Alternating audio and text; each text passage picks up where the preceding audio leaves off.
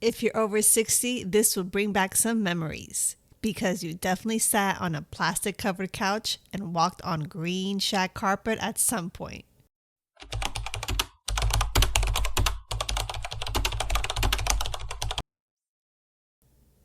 You could walk into 5 different homes on the same street in 1974 and feel like you were caught in some kind of interior decorating twilight zone.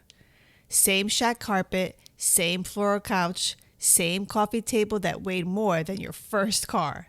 And of course, the plastic couch cover. If you're nodding along right now, welcome. You survived the golden era of slippery furniture and sweaty thighs. Let's start with the green carpet. It was everywhere.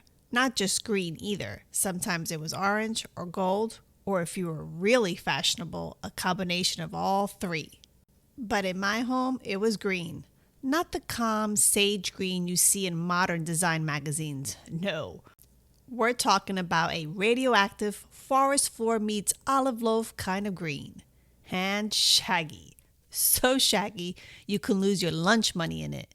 Some kids probably still have a Hot Wheels buried under a layer of 1970s carpeting somewhere. It wasn't just for show either. That carpet was everywhere.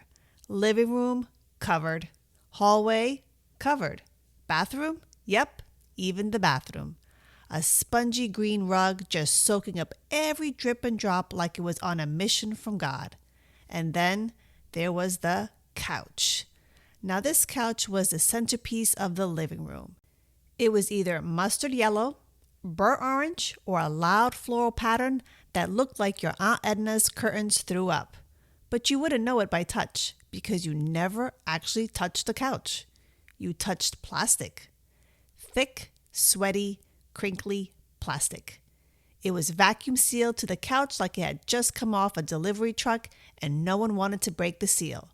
God forbid someone sit on that couch without a protective barrier. It was like furniture for display only. You'd go to sit down in shorts in the summer and immediately regret it. You could hear it squeak under you and you feel your legs adhere to it. And when you stood up, you left a full body outline in sweat. Why did we do this to ourselves? The plastic couch cover was Mom's way of saying, I don't trust you or your sticky little fingers to ruin my investment. We were a generation that grew up with the idea that things needed to last. You didn't just use your good furniture, you protected it. Even if it meant sitting in your own perspiration like you were being shrink wrapped. I remember asking once, Mom, why do we keep the plastic on the couch? She said, so it stays nice for when people come over. But we don't take it off when they come over. She didn't answer, just fluffed the pillow and changed the subject. Every house has a set of good furniture no one ever really used. Same with good china, the good towels, the good room no one went in except maybe on Christmas Day. And while we're on the subject, remember the furniture? Big, clunky wooden cabinets, lamps with fringe, ashtrays in every room, even if no one smoked. They were decorative, apparently. My grandma had one shaped like a swan.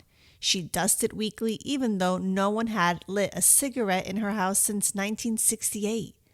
TVs weren't slim and sleek. They were furniture.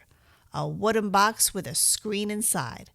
Half the time you weren't even watching the show. You were fiddling with the antenna or smacking the side of the TV to get the picture to stop rolling.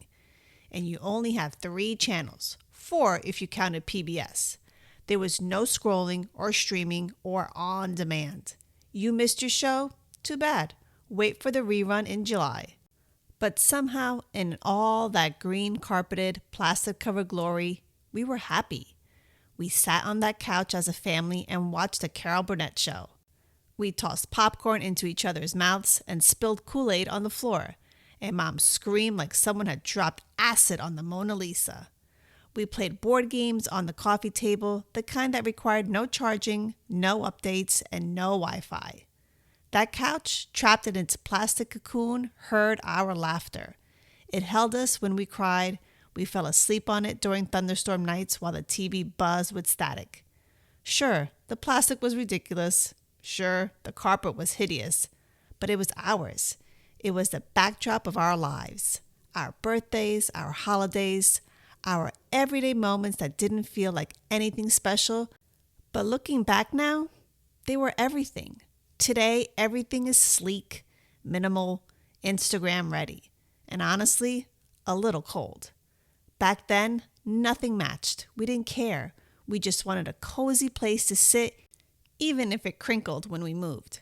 So here's to the plastic couch covers, to the avocado colored appliances, to the shag carpets and the fake wood paneling. They may be gone from our homes, but they'll always live rent-free in our memories.